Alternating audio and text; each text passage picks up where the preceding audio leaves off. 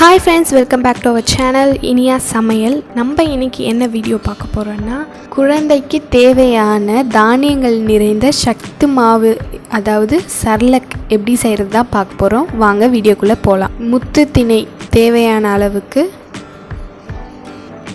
அடுத்து சோளம் தேவையான அளவுக்கு, அப்புறம் கம்பு தேவையான அளவுக்கு,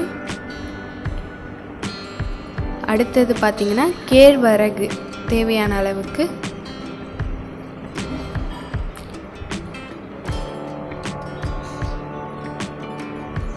அடுத்தது பச்சை பயிறு தேவையான அளவுக்கு,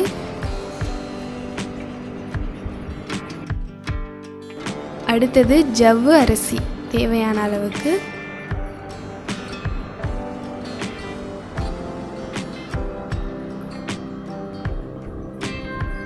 அடுத்து வார் கோதுமை.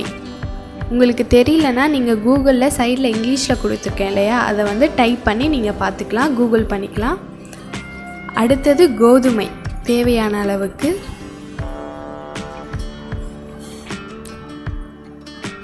அடுத்தது உடைத்த கடலை தேவையான அளவுக்கு,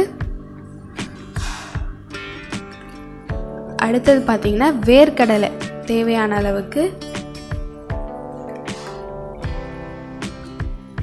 அடுத்தது ஏலக்காய், அடுத்தது முந்திரி பாதாம் பருப்பு. இப்போது இதில் 11 வகையான தானியங்கள் இருக்குது. இப்போ இது எல்லாத்தையுமே நம்ம வந்து மிக்ஸ் பண்ணிக்கிறோம். மிக்ஸ் பண்ணிவிட்டு இப்போ இதை வந்து நம்ம அரைக்க போகிறோம். இதில் இருக்கிற ஒரு தானியமும் அவ்வளோ முக்கியமானது, குழந்தைங்களுக்கும் சரி பெரியவங்களுக்கும் சரி.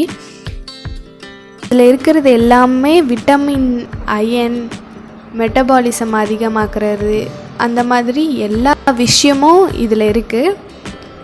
மெயினாக குழந்தைங்களுக்கு தேவையான ஊட்டச்சத்து, நோய் எதிர்ப்பு சக்தி எல்லாமே இதில் இருக்குது. இப்போது இது எல்லாத்தையுமே நம்ம வந்து அரைக்க போகிறோம்.